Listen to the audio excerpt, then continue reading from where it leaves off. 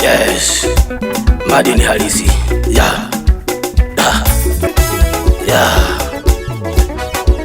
Cheza.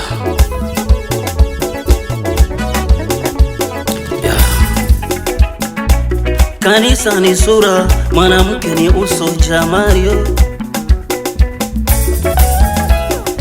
wewe elewa tu, kuna utofauti kati ya sura na uso. Sura inapatikana kwenye moyo na uso unapatikana ni umbile la nje tu.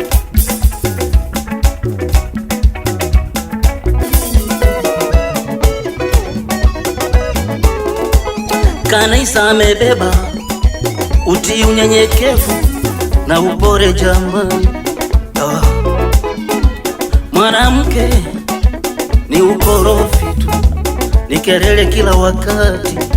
Jamani, kila kukicha ni ugomvi tu, mpaka na mmewe anatamani achelewe kurudi. Mwanamke ni uso, yo yo yo. Mwanamke ni uso, sio sura. Mwanamke ni uso, yo yo yo. Mwanamke ni uso, sio sura.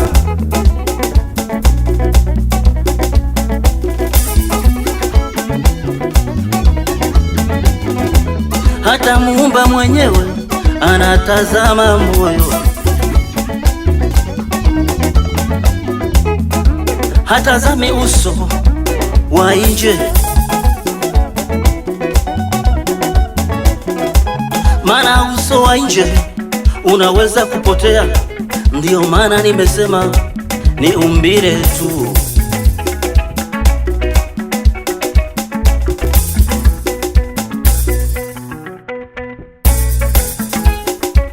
Kanisa ni yule aliyechujwa na chujio la Muumba. Mwanamke bado hajachujwa na kinachoolewa ni utii na unyenyekevu.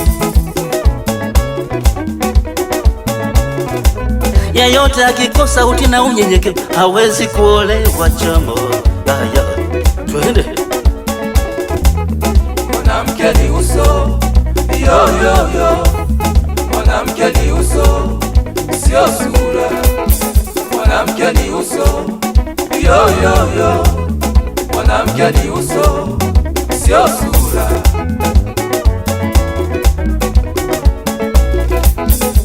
Ukiona nacheza tayari nimekwisha kupita kwenye chujio.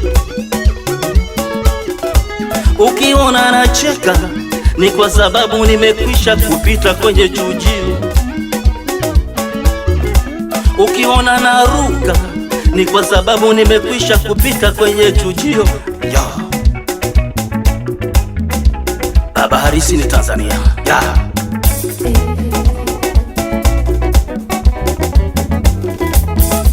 Kuna aliyelipa gharama mimi kuchujwa. Nani huyo? Baba Harisi. Kuna aliyelipa gharama mimi mpaka nikachujwa safi. Ni nani huyo? Mama Harisi. Kuna aliyekubali kulipa gharama mpaka mimi nikachujwa vizuri. Ni nani huyo? Ni Mnara Mmoja Harisi. Mwanamke ni uso, yo yo yo. Mwanamke ni uso, sio sura. Mwanamke ni uso, yo yo yo. Mwanamke ni uso, sio sura. Mwanamke mrembo haolewi na bwana mmoja.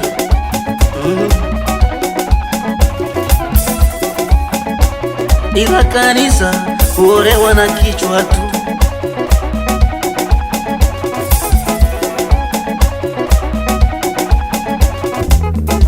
Sura ina utii na unyenyekevu na upole, hiyo ndo injini ya kuendesha agano lako.